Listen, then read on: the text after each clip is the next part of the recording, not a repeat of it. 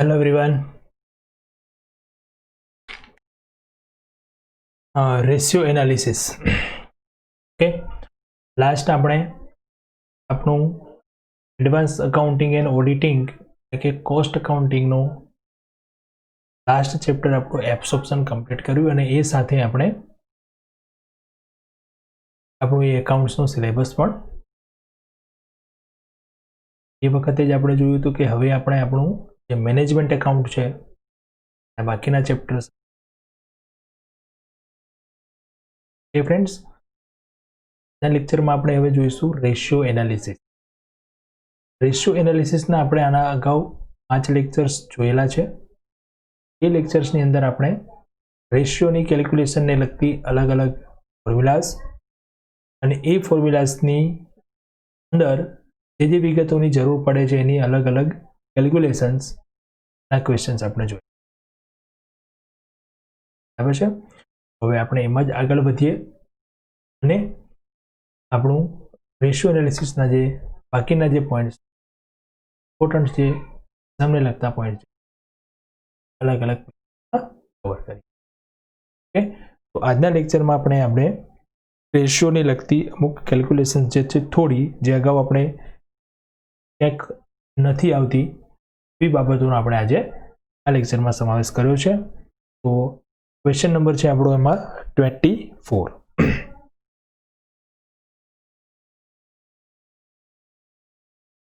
સૌથી પહેલા તો આપણે ક્વેશ્ચન જોઈ લઈએ. આપણો ક્વેશ્ચન છે 24, જેમાં the following information is taken from the financial record of Ravi limited.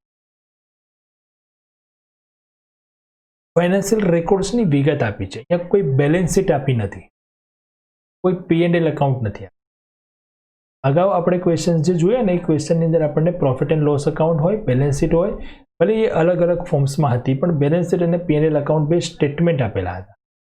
અહીંયા સ્ટેટમેન્ટ નથી, આપણને અલગ અલગ વિગત આપી છે. તો એ વિગત જે રેકોર્ડ્સ પરથી આપણને વિગત મેળવી છે એ રેકોર્ડ્સ તો કયા છે? બેલેન્સ શીટ અને P&L એકાઉન્ટ જ છે.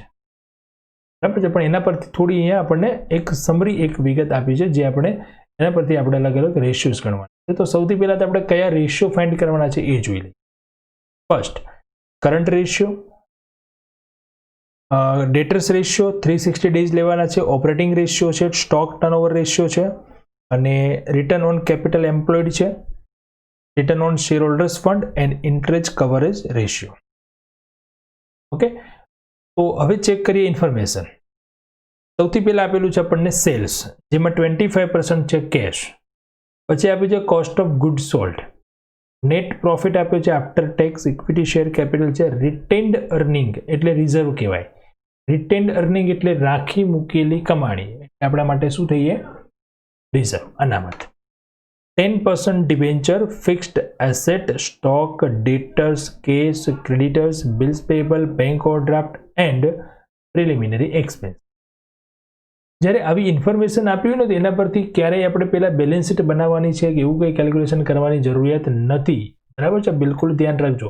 બેલેન્સ શીટ આપણે ક્યારે બનાવી શકીએ? બધી જ વિગતો પ્રોપર આપેલી હોય ત્યારે, અથવા કોઈ મિસિંગ ફિગર આપણે ફાઇન્ડ કરવાની હોય ત્યારે. હવે અહીંયા જો કરંટ રેશિયો છે તો એના માટે આપણને કરંટ એસેટની વિગત આપે છે, સ્ટોક છે, ડેટર્સ છે, કેશ છે. કરંટ લાયબિલિટી આપેલું છે, સાથે સાથે જ ક્રેડિટર્સ છે, બિલ્સ પેયેબલ છે, બેંક ઓવરડ્રાફ્ટ છે. ઠીક છે. ડેટર્સ માટે ડેટર્સ આપેલા છે, બિલ્સ પેયેબલ આપેલું છે, સોરી બિલ્સ રિસીવેબલ નથી. ક્રેડિટ સેલ ઉપર આપેલું છે, કેશ સેલના પર્સન્ટેજ આપે છે, તો બાકીનું ક્રેડિટ હોય મળી શકે. તો આના પરથી પહેલાં આવું જે તમને ઇન્ફોર્મેશન આપ્યું છે એના પરથી જસ્ટ થોડું એક અહીંયા એક આપણે એવું ઓબ્ઝર્વેશન કરી લો કે કઈ વિગત આપણને ખૂટે છે, તો એ પણ મળી જાય છે. ઓપરેટિંગ રેશિયોની ફોર્મ્યુલા છે આપણી cost of good cell plus operating expense. તો કોસ્ટ ઓફ ગુડ સેલ આપેલી છે, ઓપરેટિંગ એક્સપેન્સ આપણે ફાઇન્ડ કરવા પડશે, મતલબ અહીંયા આપણે કેલ્ક્યુલેશન કોની જરૂર પડશે? Operating expense.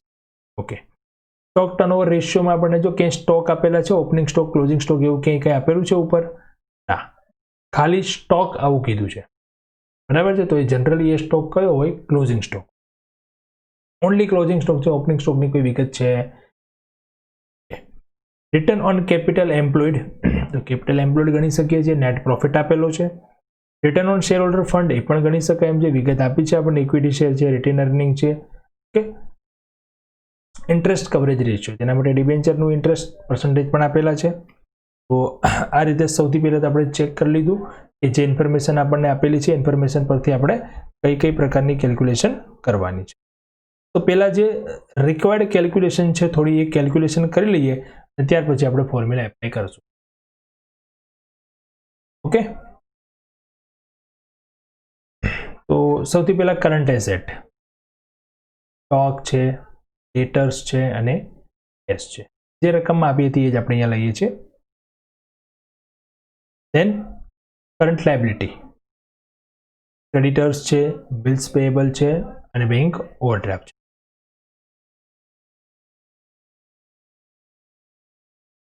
ક્રેડિટ સેલ કેટલું? એના માટે સેલ્સ આપ્યું હતું 9 લાખ, એના 75% કરો એટલે ક્રેડિટ સેલ, કેમ કે 25% શું હતું? કેશ. ઓપરેટિંગ એક્સપેન્સ કઈ રીતે મળશે? તો ઓપરેટિંગ એક્સપેન્સમાં ટોટલ એક્સપેન્સ 9 લાખ. ઓકે, હવે ટોટલ એક્સપેન્સ 9 લાખ ક્યાંથી લાયા આપણે? Total expense 9 lakh. ઓકે, પેલા છે કે ચેક કરો અહીંયા.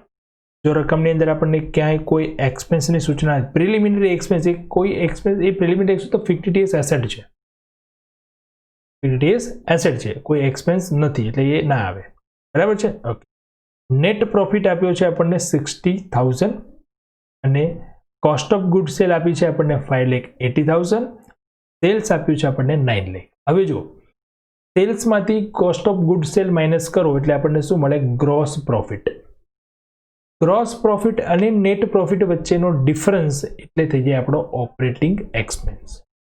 બરાબર છે? તો ઓપરેટિંગ એક્સપેન્સની કેલ્ક્યુલેશન માટે આપણને આ સૂચના આપી છે તો એ પ્રમાણે ગણ.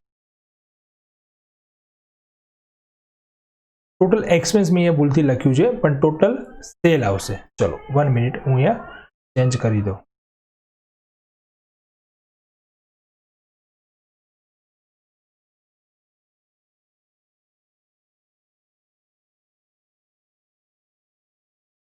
તો આવશે total cell minus cost of good cell એટલે કેટલા થઈ ગયા? જીપી ગ્રોસ પ્રોફિટ થઈ ગયો આપણે 320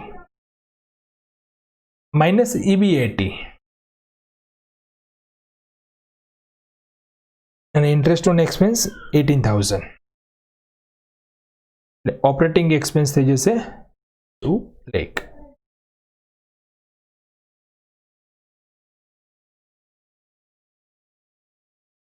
વન મિનિટ ફ્રેન્ડ્સ, અહીંયા થોડું કંઈક મને મિસઅન્ડરસ્ટેન્ડિંગ થઈ લાગે છે. એક જ મિનિટ હું કેલ્ક્યુલેશન ચેક કરી લઉં પહેલા.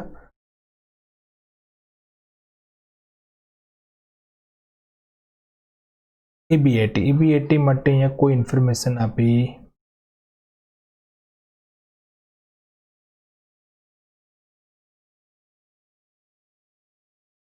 ઓકે. ચલો હવે હું સમજાવું તમને અહીંયા.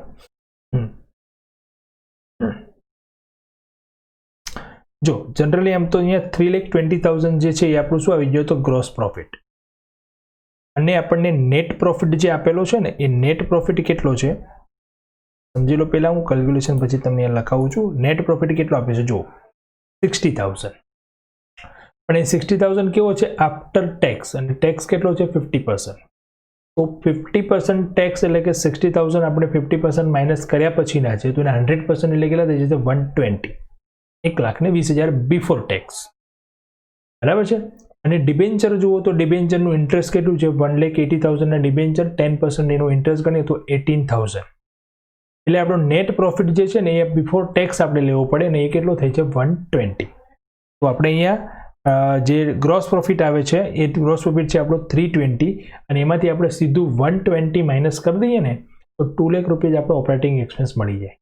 પણ અહીંયા કેલ્ક્યુલેશનમાં EBIT એટલા માટે લખ્યું કારણ કે જો આપણને EBITની જરૂર પડશે એટલે કે earning before interest and tax.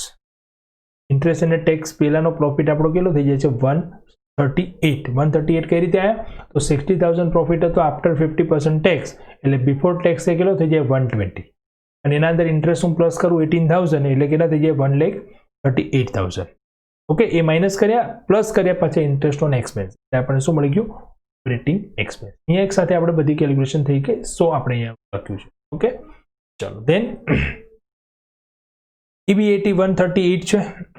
Interest minus કરી દઈએ તો શું મળી જાય? પ્રોફિટ બિફોર ટેક્સ અને એમાંથી ટેક્સ બાદ કરી દઈએ એટલે થઈ જાય 60%, તો 60,000. જો આની કેલ્ક્યુલેશન પરથી આપણે ત્યાં 4 નંબરમાં ઓપરેટિંગ એક્સપેન્સમાં સીધા 138 લખી શકીએ. ક્લિયર? ત્યાં તમે સીધા 120 માઇનસ કર્યા હોત તો પણ કોઈ ઇશ્યુ નહોતું, અથવા માઇનસ સીધા 60,000 કર્યા હોત અને પછી માઇનસ પાછા 60,000 બીજા કર્યા હોત ટેક્સના.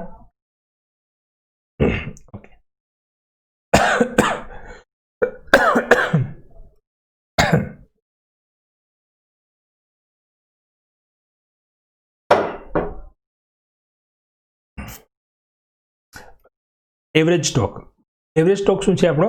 તો opening stock plus closing stock divided by 2. પણ અહીંયા તો આપણને ઇન્ફોર્મેશન આપે છે ઓનલી ફોર ઓપનિંગ સ્ટોકની, સોરી ક્લોઝિંગ સ્ટોકની. તો જે આપણને ઇન્ફોર્મેશન આપી છે એ પ્રમાણે જોઈએ, એટલે કે ઓપનિંગ સ્ટોક નથી આપેલો તો ક્લોઝિંગ સ્ટોક એ જ શું થઈ જશે આપણો? Average stock 80,000. યસ. હવે ગણી લઈએ કેપિટલ એમ્પ્લોયડ. જે આપણે સૂચના આપી હતી એ પ્રમાણે 1 by 1 આપણે રેશિયો પ્રમાણે કેલ્ક્યુલેશન કરી લઈએ એક સાથે. ઇક્વિટી શેર કેપિટલ થશે કેપિટલ એમ્પ્લોયડમાં, પ્રેફરન્સ શેર કેપિટલ આવશે, રિઝર્વ આવશે, P&L એકાઉન્ટ આવશે, ડિબેન્ચર પણ આવશે અને ફિક્ટિટી એસેટ એમાંથી બાદ થશે. જે ફોર્મેટ જે હતું ને એ જ લખ્યું છે, જે વિગત આપી એ લખીશું, બાકીનામાં ડેશ. આવું કરવાથી શું થશે કે આપણને કેપિટલ એમ્પ્લોયડમાં કઈ કઈ વિગત આપે છે એ બધાનું આપણને યાદ રહી જશે. તો ફોર્મેટ પૂરેપૂરું લખી દેવાનું. ના લખો તમે તો પણ કોઈ ઇશ્યુ નથી, પણ યાદ રાખવા માટે આ લખવું એ યોગ્ય છે. શેર કેપિટલ હતી 3 લાખ, પ્રેફરન્સ શેર નથી, રિઝર્વ આપ્યા હતા 54, P&L નથી, ડિબેન્ચર 180 અને ફિક્ટિટી એસેટ 5000 માઇનસ કરીએ તો કેપિટલ એમ્પ્લોયડ થાય છે આપણી 520. ડિબેન્ચર જો એમાંથી બાદ કરી દઈએ તો શેર હોલ્ડરનો ફંડ મળી જાય 3,49,000. કેલ્ક્યુલેશનમાં આપણું કેપિટલ એમ્પ્લોયડ પણ આવી ગયું અને શેર હોલ્ડર ફંડ પણ આવી ગયું. ટોટલ ઇન્ટરેસ્ટ કેટલું? તો ડિબેન્ચર એક જ આપેલા છે, બીજું તો કંઈ છે નહીં અહીંયા, કેમ કે ઇન્ટરેસ્ટ કવરેજ રેશિયો પણ છે ને, તો એના માટે આપણે જોઈશે આપણું ટોટલ ઇન્ટરેસ્ટ મળે છે અહીંયા 80,000. ઓકે, બધી કેલ્ક્યુલેશન ક્લિયર છે?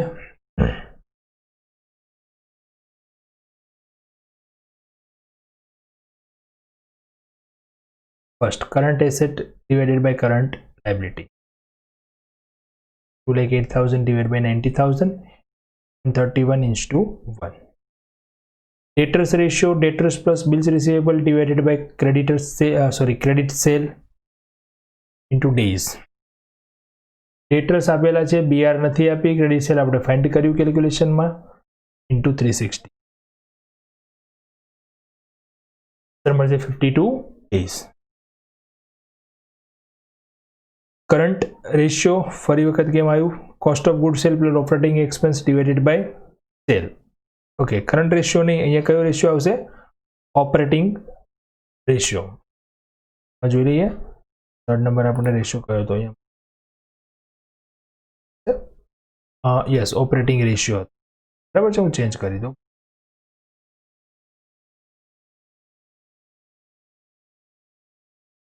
થર્ડ નંબર છે operating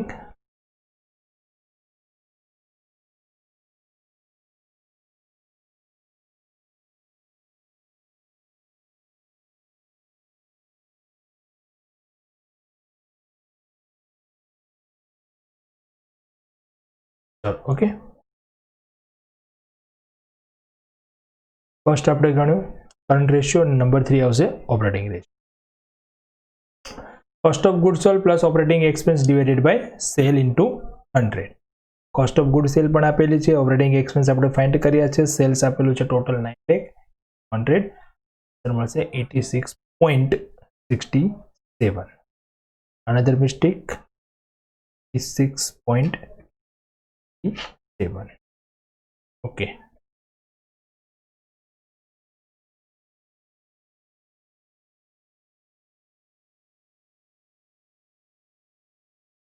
stock turn over formula થશે એની cost of good sale divide by average stock. બંને આપેલું જ હતું, આન્સર મળશે 7.25 times. 5. Return on capital employed EBIT, earning before interest and tax, divided by capital employed into 100. ગણેલું છે આપણે EBIT 1,38,000, કેપિટલ એમ્પ્લોયડ પણ ફાઇન્ડ કરેલું છે 589 into 100, 26.9%. Return on share holder fund PAT ધ્યાન રાખજો અહીંયા જે રિટર્ન ગણવાના આવશે ને કેપિટલ એમ્પ્લોયડ હોય તો EBAT, શેર હોલ્ડર હોય તો PAT, ઇક્વિટી શેર હોલ્ડર હોય તો PAT માઇનસ પ્રેફરન્સ ડિવિડન્ડ. બરાબર છે. Return on share holder fund પર ખાલી પ્રોફિટ કયો આવે એ ધ્યાન રાખો. જેના પર રિટર્ન કીધું છે એ ડિનોમિનેશનમાં આવશે શેર હોલ્ડર ફંડ લખે છે.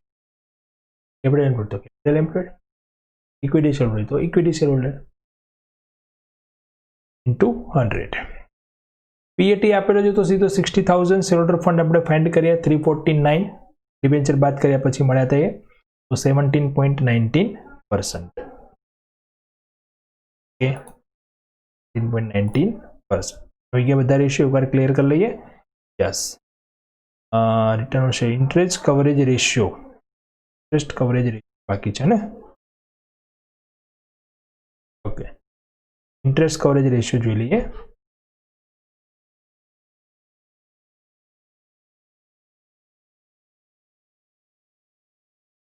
ઇન્ટરેસ્ટ કવરેજ રેશિયો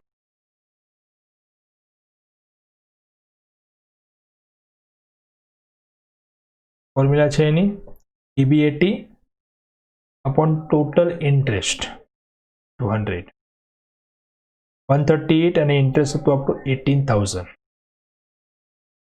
7.67:1 મતલબ 100 આપણે કાઢી નાખીએ તો આ પ્રમાણે જેમમાં લખી શકીએ. બરાબર છે. અને અહીંયા પર્સન્ટેજ હંમેશા નથી આવતા તો આપણે અહીંયા 100 નહીં આવે ફોર્મ્યુલામાં.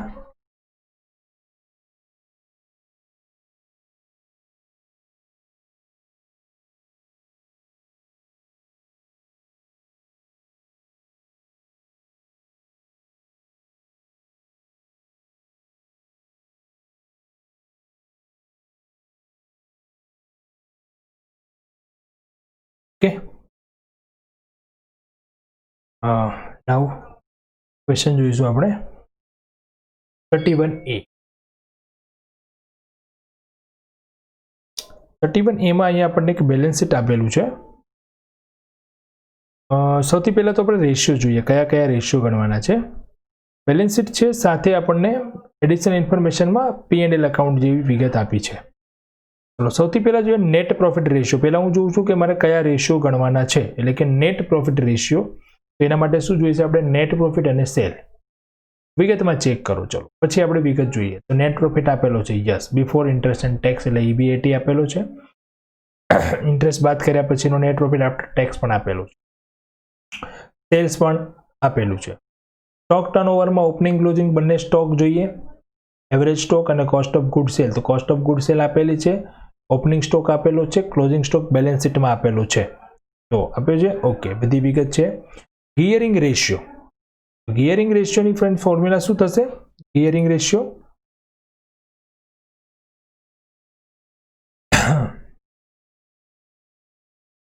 Preference share capital plus debenture divide by equity share capital. Preference share capital, તો પ્રેફરન્સ શેર કેપિટલ આપેલી છે. ઓકે, ડિબેન્ચર આપેલા છે, ઇક્વિટી શેર પણ આપેલું છે. આપણે કોઈ કેલ્ક્યુલેશનની જરૂર નથી. ધેન કરંટ રેશિયો, તો કરંટ એસેટ કરંટ લાયબિલિટી તો બેલેન્સ શીટમાંથી મળી જશે. Return on equity share capital. Return on equity share કેપિટલની ફોર્મ્યુલા થશે આપણી PAT minus preference share dividend. PAT આપેલો છે, yes. Debtors ratio, debtors plus BR divided by credit share. Okay, મતલબ લગભગ બધી વિગતો અહીંયા આપણને ક્લિયર આપેલી છે. બરાબર, સ્ટાર્ટ કરીએ કેલ્ક્યુલેશન. કઈ વિગત કે એપ્લાય કરવાની એ આપણે ખાસ અહીંયા ધ્યાનમાં રાખવાનું છે. લગભગ બધી ગણતરી આપણે કરવાની જરૂર છે. PAT divided by sale 12.5%. Stock turnover, cost of goods sale, average stock. Average stock ગણવો પડશે અહીંયા, તો ગણતરી કરી લઈએ. Opening plus closing divided by 2, 4 lakh. 8 lakh divide by 4 lakh into sorry એટલે 2 ટાઈમ્સ આવશે આન્સર. બરાબર છે. કેપિટલ ગિયરિંગ રેશિયો આપણે અત્યાર સુધી આપણા કોઈ ક્વેશ્ચનમાં હતું નહીં, આપણા ક્વેશ્ચનમાં ફોર્મ્યુલા છે એની preference share capital plus debenture divided by equity share capital. આ એવો રેશિયો છે કે જે આપણને જણાવે છે કે આપણી માલિકીની મૂડીની સામે આપણી ઉછીની મૂડી કેટલી છે નું એક પ્રમાણ બતાવે છે. જો ડિબેન્ચર એ ઉછીની મૂડી છે, બોરોડ કેપિટલ જેને કહીએ આપણે, ઇક્વિટી શેર કેપિટલ છે એ ઓન્ડ એટલે કે માલિકીની મૂડી છે. પ્રેફરન્સ શેર કેપિટલ એ પણ આપણે એક બોરોડ કેપિટલ તરીકે જ ગણી શકીએ, કારણ કે એ રિડીમેબલ પ્રેફરન્સ શેર જો હોય તો અમુક સમયે આપણે એને રિડીમ કરવા પડે. પ્લસ બીજો પોઈન્ટ એ છે કે જ્યારે કંપનીનું વિસર્જન થાય, લિક્વિડેશન ઓફ કંપની થાય, તો સૌથી પહેલાં એટલે કે બધા જ લાયબિલિટીનું પેમેન્ટ થઈ ગયા પછી જ્યારે શેર હોલ્ડરને પેમેન્ટ કરવાનું આવે તો પહેલો ચાન્સ કોને આપવો પડે છે? આપણે પ્રેફરન્સ. ઓકે, તો પ્રેફરન્સ શેર અને ડિબેન્ચરને સામે આપણું ઇક્વિટી શેરનું પ્રમાણ કેટલું છે શોધવા માટે આ રેશિયો આપણે ફાઇન્ડ કરીએ છીએ. તો 5 + 10 ડિવાઇડ બાય 20 લાખ એટલે કે આપણો આન્સર મળશે 0.6/1.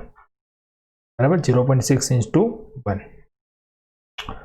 એટલે આના પરથી એ સાબિત થાય છે કે આપણી જે માલિકીની મૂડી છે એ ઉછીની મૂડી કરતાં કેવી છે? વધુ.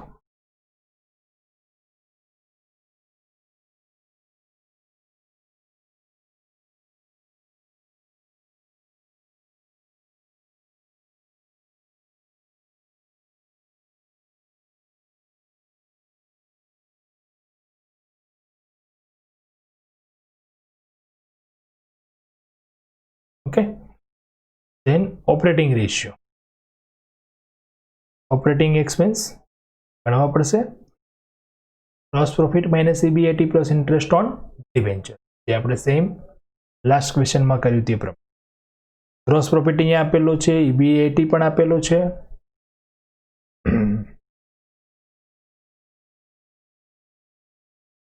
જસ્ટ અ મિનિટ, ચેક કરીએ આપણે વિગતમાં. ગ્રોસ પ્રોફિટ કેટલો આપે છે જુઓ, 12 lakh. Okay,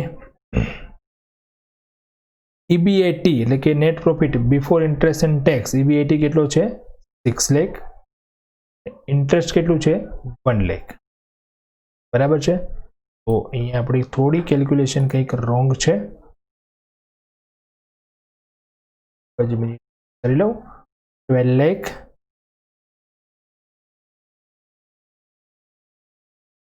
minus 6 lakh plus 1 lakh થઈ જશે. અહીંયા આપણો આન્સર 7 લાખ. ચલો ચેક કરી લઈએ. ઓકે, 7 લાખ.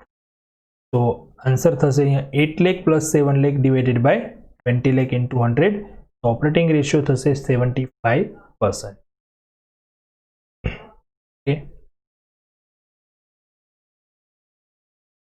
કરંટ રેશિયો છે, current asset divide by current liability, બંને આપણે ગણી શકીએ એમ જ આપેલી છે, કરંટ એસેટ અને કરંટ લાયબિલિટી.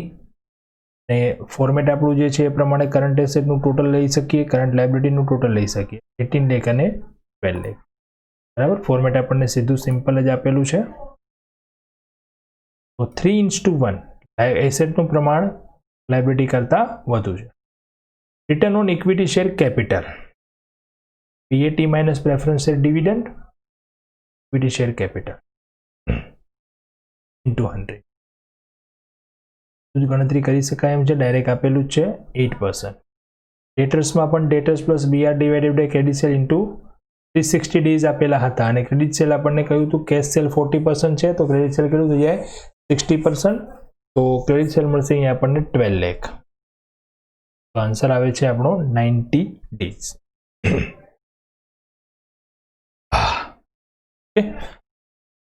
આ થઈ ગયું આપણું અહીંયા દરેક રેશિયોસ આપણા કમ્પ્લીટ.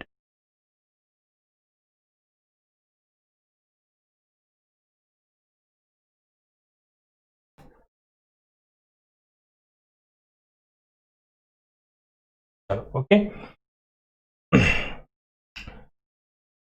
હજુ એક લેક્ચર આપણો અહીંયા રેશિયો એનાલિસિસનું થશે, જેમાં આપણે થોડા અલગ ક્વેશ્ચન મીન્સ કે રેશિયોસ આપેલા હોય અને એના પરથી કોઈ વિગત ફાઇન્ડ કરવાની હોય એ ટાઈપના એક બે ક્વેશ્ચન્સ જોવાના છે.